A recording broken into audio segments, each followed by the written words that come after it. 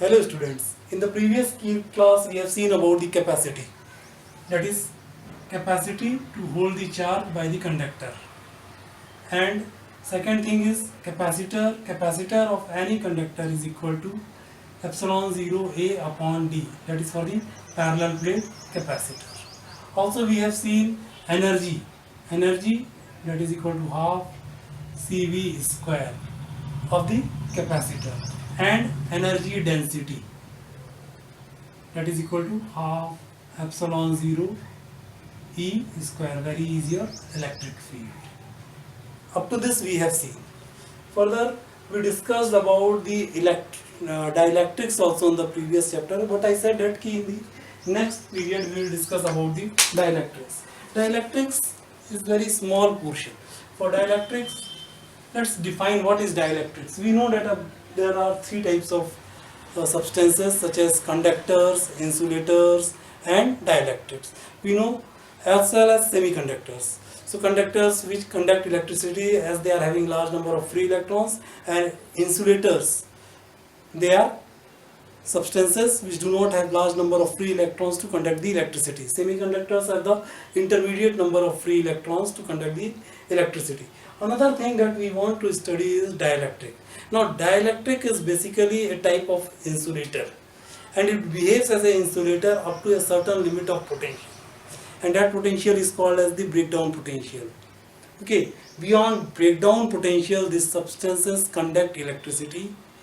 Okay, and these substances are called as the dielectrics, such as plastic, paper, air, these all are dielectrics. So dielectrics are basically insulators up to a certain limit of potential.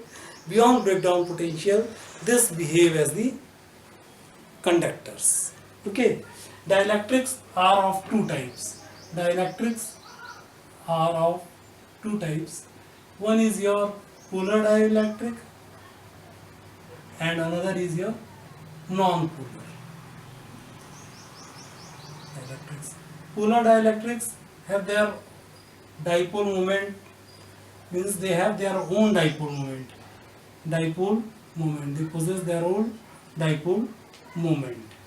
Okay, whereas non-polar dielectrics do not have dipole moment, do not have their own dipole moment, do not have their own dipole moment. But when kept in electric field, they acquire induced dipole moment. Induced dipole moment. Okay. Second difference, their center of positive and negative charges. Center of positive and negative charges do not coincide. Do not coincide. Whereas here, center of positive and negative charges coincide. Okay. Third is example of polar dipoles, that is NH3 is 1, H2O, you know the structure here, H, O and H. This is the where the center of charges do not coincide. Okay, these are your non-polar dielectrics. And now for non-polar, example is your CO2, such as C is at the center, O and O. Clear? These are the dielectrics. For dielectrics, we only want to study about the polarization. Polarization, susceptibility, extra are not in this syllabus. Polarization can be defined as it is dipole moment per unit volume. That is dipole moment per unit volume can be defined as the polarization. Okay, this is your dielectrics. There are certain concepts regarding the insertion of dielectric between the parallel plate capacitor, partially inserted dielectrics, that we can see in the numerical point. Okay, first let's see about the grouping of the cells, grouping of the capacitors, grouping. of capacitors, that is parallel. Parallel grouping. Capacitors are said to be in parallel grouping if the potential between all the plates or the potential between the capacitors is same. That is, the plates, the two different plates have the same potential. Here also the potential will be V, potential will be V, and potential will be V, but they will have the different charges on plates Q1, Q2 and Q3. In parallel grouping of capacitors, the capacity is maximum, as we know that total charge Q that is flowing from here is equal to Q1 plus Q2 plus Q3, and Q is equal to nothing but C effective into V is equal to C1V plus C2V plus C3V, and C effective is equal to C1 plus C2 plus C3. So the effective capacity in case of parallel grouping is more than the largest of the capacitor that is introduced or is connected in parallel grouping. Second is your series.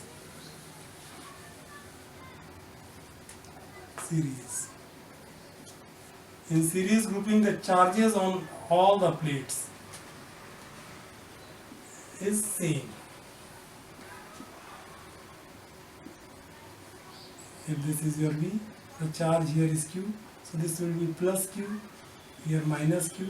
Due to induction, here again we will have plus Q and minus Q, here again plus Q and minus Q. Okay, so we can have, but the potential will be distributed, and that will be in the inverse ratio of the capacity. We know that in capacity we have seen that C of a spherical conductor is equal to 4 pi epsilon 0 R.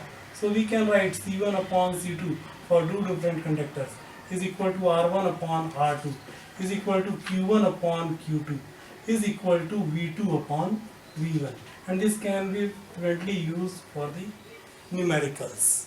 Okay, so Q is equal to this and V is equal to V1 plus V2 plus V3.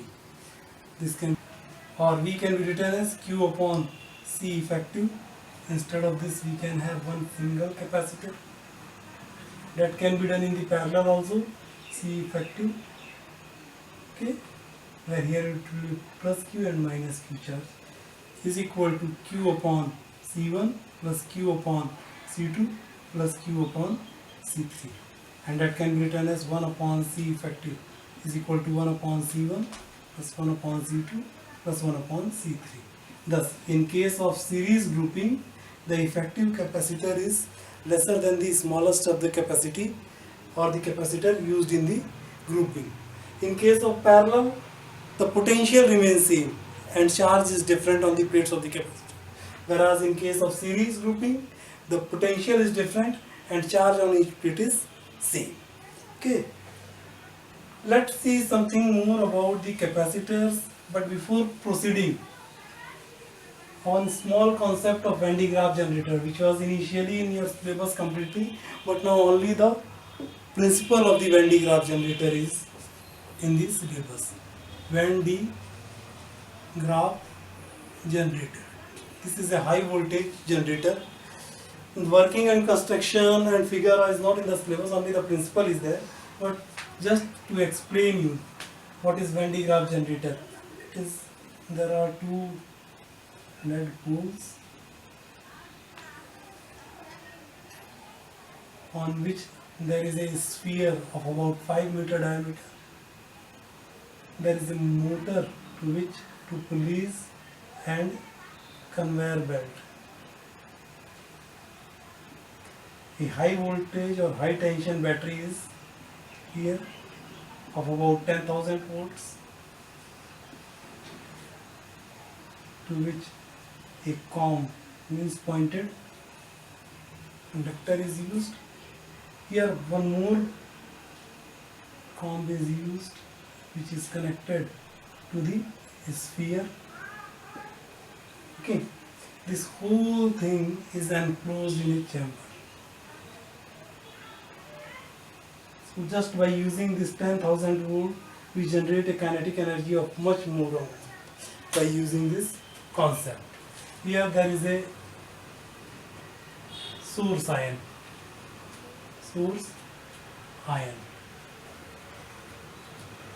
and here there is a target nucleus. It is target nucleus. So the principle basically is, first is your corona discharge, and this we have seen in the properties of charges, that is charge leaks from the sharp edges. Charge leaks from sharp edges, and this we have proved also, that charge density is inversely proportional to radius of curvature. Clear? Second is your charge resides on the surface of conductor. Charge resides on surface of conductor. These are the principles. This is only required in the examination. But how it works? Let's see. The high tension battery supplies its charges. As these are sharp edges, these charges leak from this and flow on the conveyor belt, which is moving.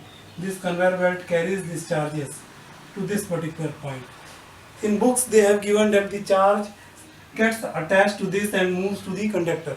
But basically what happens in practically, negative charges induced due to this presence of charges. These negative charges get induced, and here on the surface the positive charges appear. These negative charges leak and neutralize this.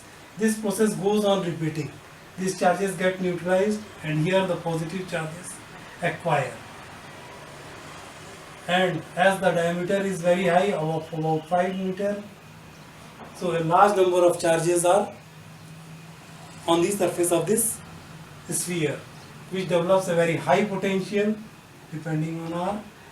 So this particular source ion gets kinetic energy E, that is equal to nothing but Q into V. This kinetic energy, half mv square, is equal to Q into V, where V is the velocity. It gets enough kinetic energy so that it bombards this nucleus. On bombarding, the nucleus gets disintegrated into multiple parts, due to which enormous amount of energy is generated. This is an outdated concept basically used earlier. Nowadays we have very high type of disintegration instruments which are used in the nuclear power stations or for generation of electricity or energy. Now, insertion of dielectrics. We have seen about the dielectrics when it was completely inserted between the parallel plate capacitor. So when parallel plate capacitor is partially filled with a dielectric.